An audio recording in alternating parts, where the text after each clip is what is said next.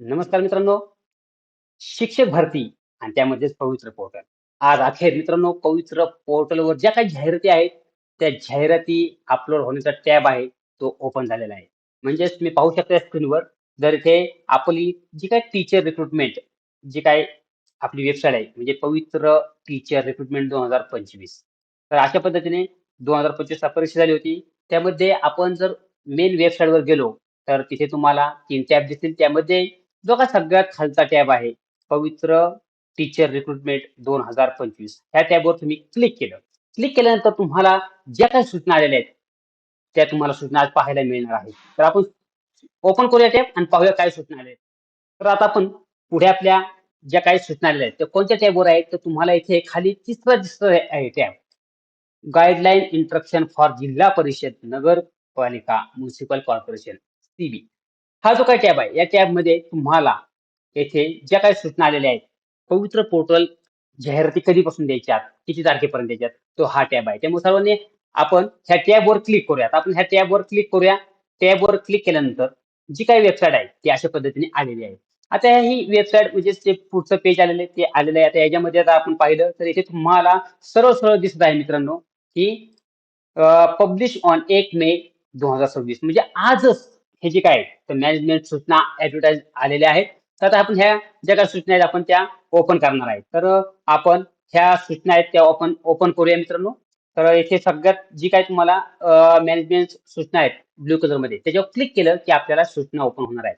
ठीक आहे, आपण त्या ह्या सूचना क्लिक करूया. सूचना ओपन झालेली म्हणजे ही पीडीएफ ओपन झालेली आहे. आता ही पीडीएफ कशी आहे, काय आहे नेमकी, आपण सर्व व्यवस्थितरित्या पाहणार आहे. त्यामुळे मित्रांनो सर्वांनी आपला हा हाडके सर युट्यूब चॅनल आहे, चॅनल सबस्क्राईब करा, लाईक करा, व्हिडिओ लिंक सर्वांपर्यंत शेअर करा. चला तर मग आपण पाहूया नेमक्या दिनांक 1/5/2026 रोजी व्यवस्थापनासाठी सूचना काय आलेल्या आहेत त्या पाहणार आहे. तर मित्रांनो दिनांक 1/5/2026 म्हणजे आज 1 मे 2026 रोजी पवित्र पोर्टलवर ज्या काही व्यवस्थापनांसाठी सूचना आहेत, त्या सूचना आलेल्या आहेत. तर तुम्ही ते पाहू शकताय व्यवस्थापनांसाठी सूचना. म्हणजे पवित्र पोर्टल जे काय ते सुरू झालेलं आहे मित्रांनो, आपल्यासाठी खरंच गुड न्यूज आहे. आता काय आहेत या सूचना आपण सविस्तररित्या पाहणार आहे मित्रांनो. त्यामुळे सर्वांनी हा व्हिडिओ शेवटपर्यंत पहा. सूचना समजून घ्या मित्रांनो काय आहे. व्यवस्थापनांसाठी सूचना. पुढे दिलेलं त्यांनी की स्थानिक स्वराज्य संस्था, खाजगी शैक्षणिक संस्थांच्या शाळांमधील शिक्षकांची रिक्त पदे भरण्यासाठी पवित्र पोर्टलवरील जाहिरातविषयक सूचना. म्हणजेच आता ज्या काही स्थानिक स्वराज्य संस्था आहेत आपल्या जिल्हा परिषद, नगरपालिका, महानगरपालिका, त्याचबरोबर ज्या काही शैक्षणिक संस्था आहेत, खाजगी शैक्षणिक संस्था, ही जी काही शाळांमधील शिक्षकांची रिक्त पदे आहेत, जे आपण बरेच वर्ष म्हणजे 1 वर्ष जवळ-जवळ वाट पाहत होतो. त्या आता तो दिवस उजेडलेला आहे मित्रांनो. पवित्र पोर्टलवर सूचना आलेल्या आहेत. आता काय आहे सूचना ते आपण पाहूया. पहिला मुद्दा क्रमांक 1 आहे, शिक्षक अभियोग्यता व बुद्धिमत्ता चाचणी 2025. ही दिनांक 27 मे 2025 ते 5 जून 2025 या कालावधीमध्ये ऑनलाईन पद्धतीने घेण्यात आलेली आहे. जवळ-जवळ 1 वर्ष झालं मित्रांनो. सदर चाचणी 2,28,808 उमेदवारांनी नोंदणी केली होती. नोंदणी केली होती 2,28,808. त्यापैकी 2,11,308 उमेदवार प्रत्यक्ष चाचणीस उपस्थित होते.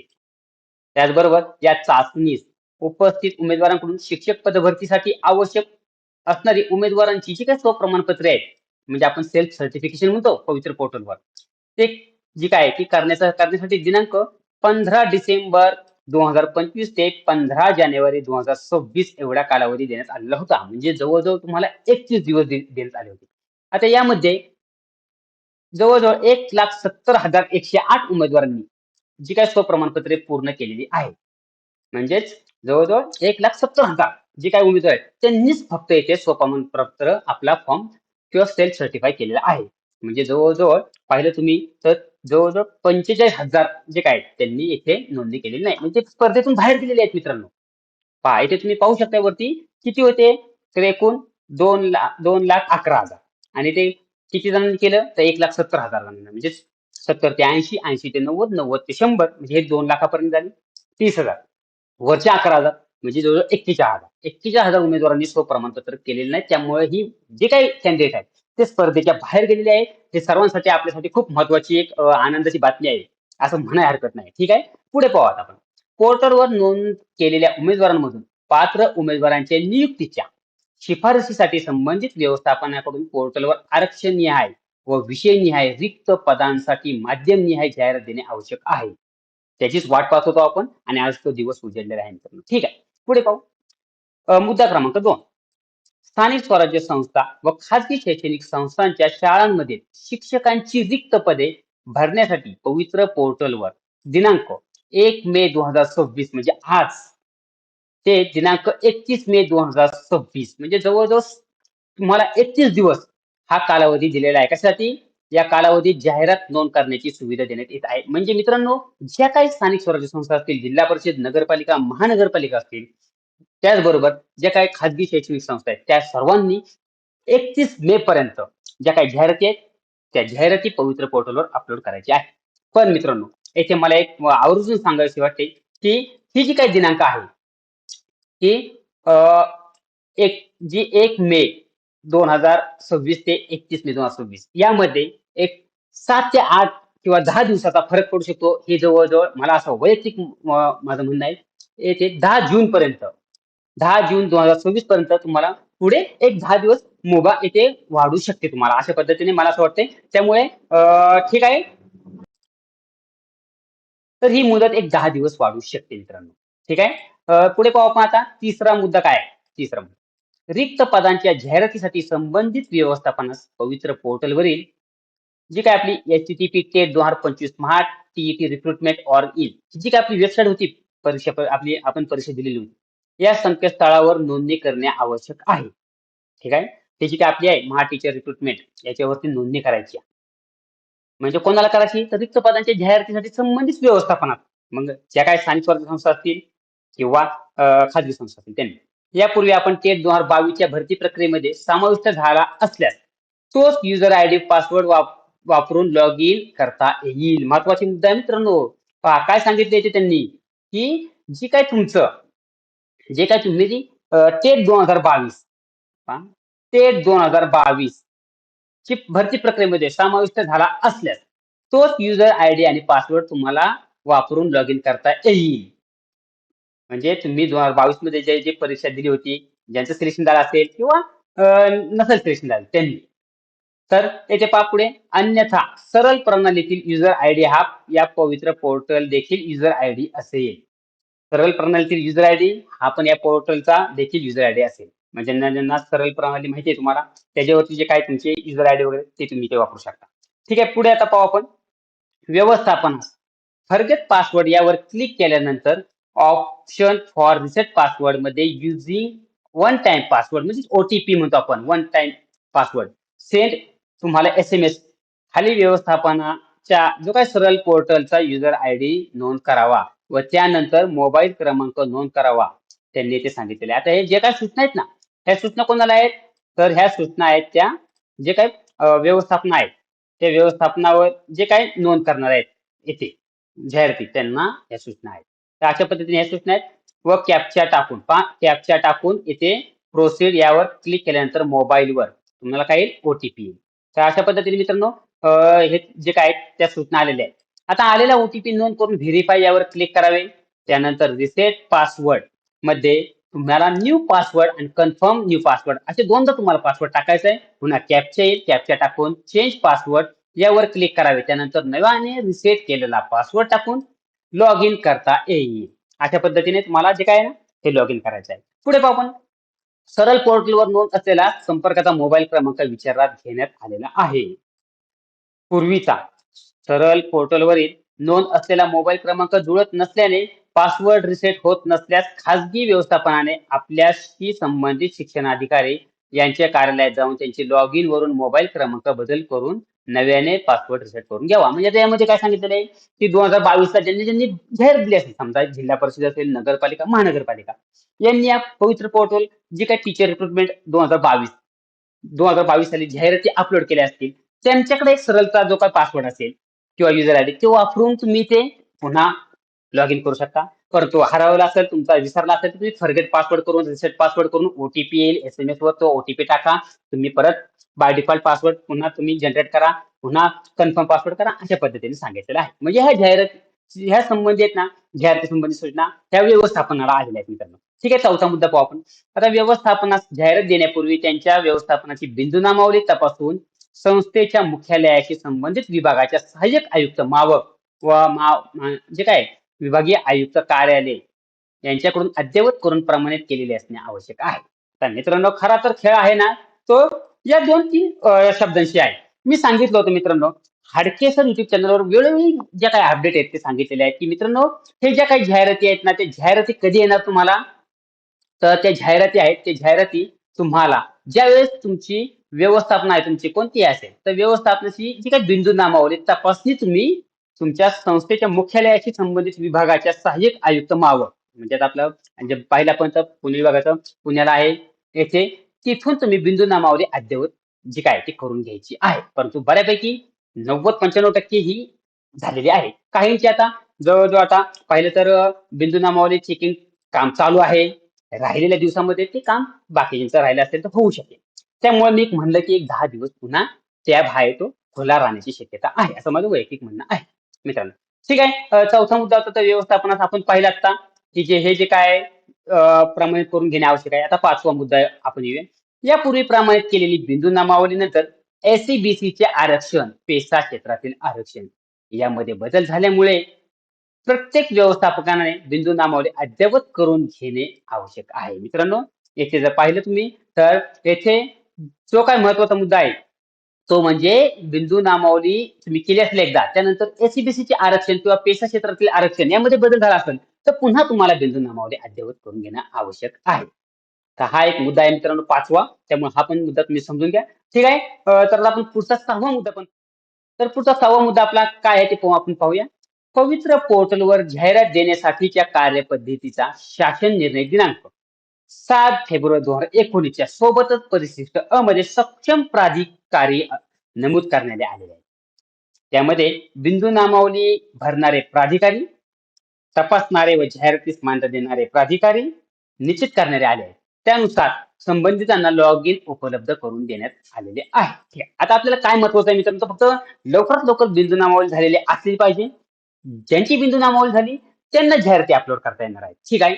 आता 7वा मुद्दा आपण महत्वाचा पाहू. बिंदू नामावली व विषय न्याय रिक्त पदांची नोंद करणे मान्यता देणारे जे काही अधिकारी आहेत ते आहेत इथे. आता इथे व्यवस्थापन दिले त्यांनी इथे. तर ठीक आहे. येथे व्यवस्थापनाचं जे काही दिलेलं आहे ते त्यानंतर आपण पाहू जिल्हा परिषद समजा व्यवस्थापन. तर त्याची जी काही माहिती भरणार आहेत बिंदू नामावली तपसून तर ते शिक्षणाधिकारी असतील प्राथमिक. तपासणारे व जाहिरातीस मान्यता देणारे प्राधिकारी कोण? तर मुख्य कार्यकारी अधिकारी म्हणजे सीओ असतात. ठीक आहे. आता महानगरपालिकेचा विचार केला तर प्रशासन अधिकारी असतात आणि कोण ते मान्यता देतात तर आयुक्त मनपा. ठीक आहे. आता आपण नगरपालिका पाहू किंवा नगरपंचायत, कथक मंडळे यांचे पण प्रशासन अधिकारी असतात बरं का. आणि हे त्याला मान्यता कोण देतं? विभागीय शिक्षण उपसंचालक म्हणजे डीवायडी आपण बोलतो. खाजगी सगळ्यात महत्वाचं आहे खाजगी प्राथमिक ज्या काही आहेत संस्था. त्यांचं कोण देतात तर अध्यक्ष असतात त्यांचे सचिव किंवा संबंधित संस्था ही बिंदूनामावली पूर्ण करून घ्यायची. संबंधित ह्याला मान्यता कोण देतं तर संबंधित शिक्षण अधिकारी असतात त्या विभागाचे प्राथमिक तर बृहन्मुंबई करता शिक्षण अधिकारी असतात मनपाचे. आपण थोडक्यात पाहतोय मित्रांनो, खाजगी माध्यमिकसाठी कोण असतात तर अध्यक्ष सचिव सचिव जे काही संबंधित संस्था आणि त्याचे जे शिक्षण अधिकारी असतात ते माध्यमिक असतात किंवा शिक्षण निरीक्षक बृहन्मुंबई. खाजगी उच्च माध्यमिकसाठी संबंधित संस्था शिक्षण अधिकारी माध्यमिक. ठीक आहे. आता आपल्याला हे एवढं काय महत्वाचं नाही. आता 8वा मुद्दा महत्वाचा आहे आपल्याला. तर व्यवस्थापनाकडे एकापेक्षा जास्त माध्यमांच्या शाळा असल्यास बिंदू नामावलीची माहिती माध्यम निहाय नोंद करावी. म्हणजे एखाद्याकडे पहा मराठी माध्यम आहे, इंग्लिश माध्यम आहे किंवा सेमी इंग्लिश माध्यम असेल तर त्यांना मराठी माध्यमाची बिंदू नामावली सेपरेट आणि इंग्लिश माध्यमाची बिंदू नामावली सेपरेट करावी लागणार. 9वा मुद्दा आपण पाहूया. शालेय शिक्षण विभाग शासन निर्णय क्रमांक संकीर्ण त्यांनी दिलेला आहे.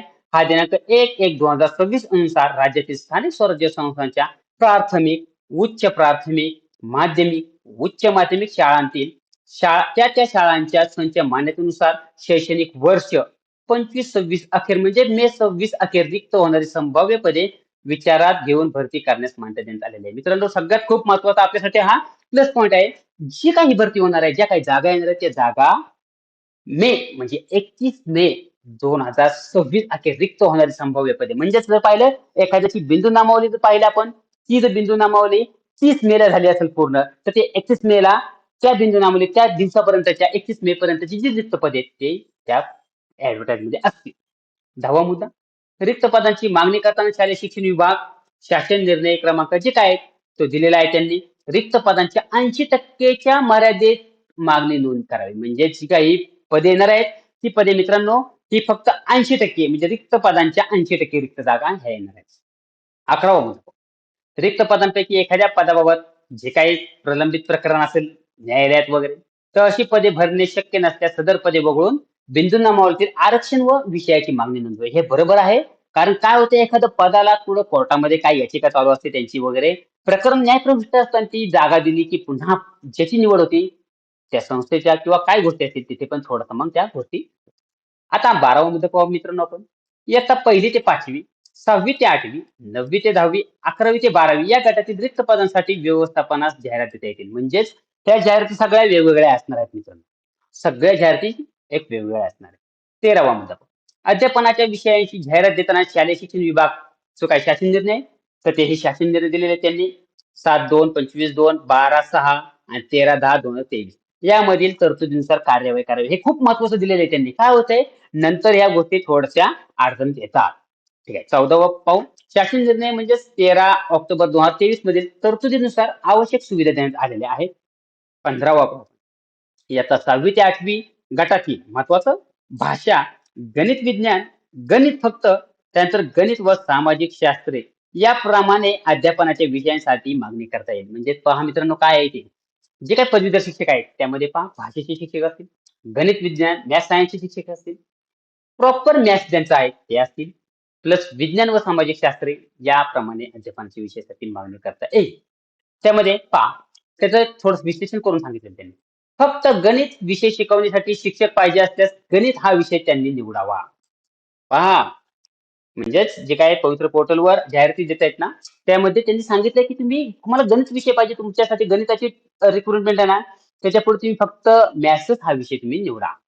पुढे फक्त विज्ञान विषय शिकवण्यासाठी शिक्षक पाहिजे तर तुम्ही विज्ञानच फक्त तिथे शिक्षक निवडावा तिथे. ज्याचं फक्त सायन्स झालेलं आहे, BSc झाले कशातून? सायन्स मधनं.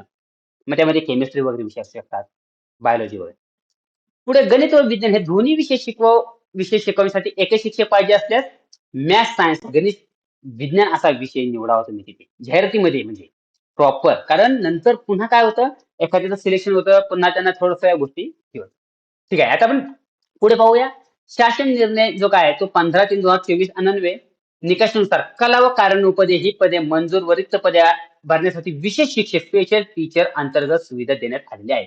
मित्रांनो जे काय आपले ATD आहेत किंवा विषय शिक्षक आहेत कार्यानुभव वगैरे, तर ह्यांच्यासाठी खूप महत्वाचा हा जो काय आजचा महत्वाचा मुद्दा आहे तो आहे. तर पहा मित्रांनो इथे याच्यात सरळ सरळ सांगितलेलं आहे की कला व कार्यानुभव ही पदे म्हणजेच त्यांच्यासाठी खरंच महत्वाचा आहे. पहा एक पहिला मुद्दा आहे कला आणि दुसरा आहे कार्यानुभव. म्हणजेच इथे जी काय आहेत ना पदे हे 1 नंबर आणि 2 नंबर पाहिलं कला कार्यानुभव ह्यांच्यासाठी मंजूर व रिक्त पदे आहेत त्यांच्यासाठी आणि त्याची तशी नोंद करावी त्यांनी यामध्ये सांगितलेलं आहे.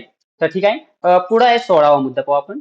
इयत्ता 9वी ते 10वी या गटातील भाषा विषय, गणित विषय, विज्ञान विषय, गणित विज्ञान, सामाजिक शास्त्र, इतिहास, भूगोल, शारीरिक शिक्षण म्हणजे DPED म्हणतो आपण त्यांना, संरक्षण शास्त्र याप्रमाणे विषयासाठी मागणी करता येईल. म्हणजे आता इथे पण आपण पाहिलं तर ATD आहेत, कार्यानुभव आहेत, कला कार्यानुभव शिक्षक आहेत आणि शारीरिक शिक्षण आहेत. म्हणजेच फिजिकल म्हणतो. यांच्यासाठी खरंच महत्वाची सुवर्ण संधी म्हणायला लागेल. 2017 ची भरती म्हणजे 2019 ची भरती, 2022 ची भरती यामध्ये यांना इथे जागा आलेल्या नव्हत्या. परंतु त्याचा थोडासा विचार केला तर आता आज यांचं मेरिट खूप कमी लागण्याची शक्यता आहे. ठीक आहे. त्यामध्ये पाहू आपण फक्त गणित विषय शिकवण्यासाठी शिक्षक पाहिजे असतात. गणित आपण अगोदर पाहिलं. विज्ञान शिक्षक शिकवायचे असतात तर विज्ञान शिक्षकच फक्त तुम्ही तिथे उल्लेख करा तुमच्या जाहिरातीमध्ये. गणित व विज्ञान हे दोन्ही विषय शिकवायचे असतील तर गणित विज्ञान करा. इतिहास, भूगोल इत्यादी सामाजिक शास्त्रातील सर्व विषय शिकवण्यासाठी एकच शिक्षक पाहिजे असल्यास सामाजिक शास्त्र विषय निवडावा. म्हणजे ते सांगितलेलं आहे. कारण इतिहास विषय जर असेल तर त्याचा सामाजिक शास्त्रात पण उल्लेख होतो, भूगोलाचा पण होतो, अर्थशास्त्रवाल्यांचा पण होतो. इतिहास विषय शिकवण्यासाठी फक्त शिक्षक पाहिजे असतात, इतिहास शिक्षक निवडा. अशा पद्धतीने सांगितले. भूगोल विषय शिकवण्यासाठी शिक्षक पाहिजे, भूगोलच विषय शिक्षक निवडा तुम्ही तिथे की आम्हाला भूगोलाचा शिक्षक पाहिजे. तिथे समाजशास्त्राचा उल्लेख करू नका तुम्ही. अशा पद्धतीने जर समाजशास्त्राचा विषय तुम्हाला तिथे शिकवायचा आहे तर समाजशास्त्राचा उल्लेख करा. अशा पद्धतीने जे काय ना 15 मार्च 2024 ज्या निकषानुसार शारीरिक शिक्षण मंजूर व रिक्त असलेली पदे भरण्यासाठी शारीरिक शिक्षण हा विषय निवडावा असं सांगितलेलं आहे. ठीक आहे. पुढे पाहू आता 11वी-12वी या गटातील विषयासाठी उच्च माध्यमिक कनिष्ठ महाविद्यालयाच्या संच मान्यतेनुसार मंजूर असलेल्या पदांपैकी रिक्त असलेल्या पदांची मागणीची नोंद करावी मित्रांनो. म्हणजे 11वी-12वी साठी सुद्धा पण इथे सुवर्णसंधी आहे. आता 18वा पहा मुद्दा. शासन निर्णय जो काय 13 ऑक्टोबर 2023च्या तरतुदीनुसार अर्धवेळ व 2 विषयातील कार्यभारामुळे पूर्ण वेळ मंजूर असलेली रिक्त पदे नोंद करण्याची सुविधा उपलब्ध करून देण्यात आलेली आहे. त्यानुसार अशा मंजूर आणि रिक्त पदांची येथे माहिती नोंदवावी अशा पद्धतीने सांगितलेले आहे. आता थोडंसं पुढे पाहू आपण मित्रांनो. पहा जाहिरातीतील बिंदू नामावलीची माहिती भरल्यानंतर ती तपासून मान्य केल्यानंतरच विषयाचा गट व विषयाची माहिती नोंद करता येते व त्यानंतर विषयाची माहिती तपासून मान्य केल्यानंतरच जाहिरात तयार करता येईल. मित्रांनो खूप महत्वाचं आहे. 20वा मुद्दा जाहिरात जनरेट होण्यासाठी बिंदू नामावली व विषय या दोन्ही प्रकारची माहिती संबंधित सक्षम प्राधिकारी यांच्याकडून मान्य करून घेणे आवश्यक आहे. म्हणजे अप्रूव्ह करून घ्यायचे तुम्ही. येथे लगेच तुम्हाला जाहिरात देता येणार नाही तुमची बिंदू नामावली झाली म्हणजे. तुम्हाला सक्षम अधिकारी काय आहेत ना त्यांच्याकडून अप्रूव्ह करून घ्यायचे तुम्हाला मित्रांनो. 21वा पाहू. जाहिरात जनरेट करण्याची सुविधा ही माहिती भरणाऱ्या प्राधिकारी यांच्या लॉग इन वर उपलब्ध आहे. ठीक आहे. पुढे 22वा मुद्दा पाहू. पोर्टलवर जाहिरात जनरेट झाल्यानंतर शासन निर्णय दिनांक 7 फेब्रुवारी 2019 मधील तरतुदीनुसार सदर जाहिरात वर्तमानपत्रांमध्ये प्रसिद्ध करावी. म्हणजे मित्रांनो आता ह्या जाहिराती आहेत त्या वर्तमानपत्रांमध्ये ह्या जाहिराती येथे येणार आहेत. म्हणजेच तुम्हाला अगोदर ह्या वर्तमानपत्रांमध्ये पण जाहिराती पाहायला मिळतील. 23वा मुद्दा आहे. जाहिरात तयार करण्यासाठी टेट 2022 पवित्र पोर्टलवर प्रसिद्ध केलेल्या युजर मॅन्युअल फ्लो चार्ट नुसार कार्यवाही करावी. म्हणजे आता हा चार्ट कसा आहे मी तुम्हाला दाखवणार आहे पुन्हा. जाहिरात आले की कशा पद्धतीने जाहिराती आहेत ना त्या पण दाखवतो तुम्हाला मी. हे ज्या काही संस्था किंवा आपल्या हे आहेत त्या तेथे अपलोड करणार त्यांच्यासाठी तो चार्ट आहे. शिक्षक पदभरतीशी संबंधित कामकाजाचा शैक्षणिक संस्थांना शिक्षणाधिकारी, विभागीय शिक्षण उपसंचालक यांच्याकडून विहित मुदतीत अपेक्षित प्रतिसाद न मिळाल्यास ही बाब आयुक्त महाराष्ट्र राज्य परीक्षा परिषद पुणे यांना MSCE पवित्र पोर्टल @gmail या ईमेलवर कळवावी. तसंच व्यवस्थापनास अन्य काही अडचण आल्यास जो काय pvpavitra25@gmail.com यावर ईमेल करावा, संपर्क साधावा. अशा पद्धतीने मित्रांनो ह्या ज्या काही पवित्र पोर्टलवर सूचना आलेल्या आहेत म्हणजेच आजपासून मित्रांनो 1 मे 2026 पासून ते 31 मे 2026 पर्यंत खूप म्हणजे महत्वाचा म्हणायला लागेल ज्या काही सूचना आहेत जाहिराती आता लवकरच अपलोड होतील त्यांच्यासाठी टॅब आलेला आहे मित्रांनो. तर मित्रांनो सर्वांनी आपला हा हाडकेस युट्यूब चॅनल आहे चॅनल सबस्क्राईब करा, लाईक करा, व्हिडिओची सर्वांपर्यंत शेअर करा मित्रांनो. धन्यवाद मित्रांनो.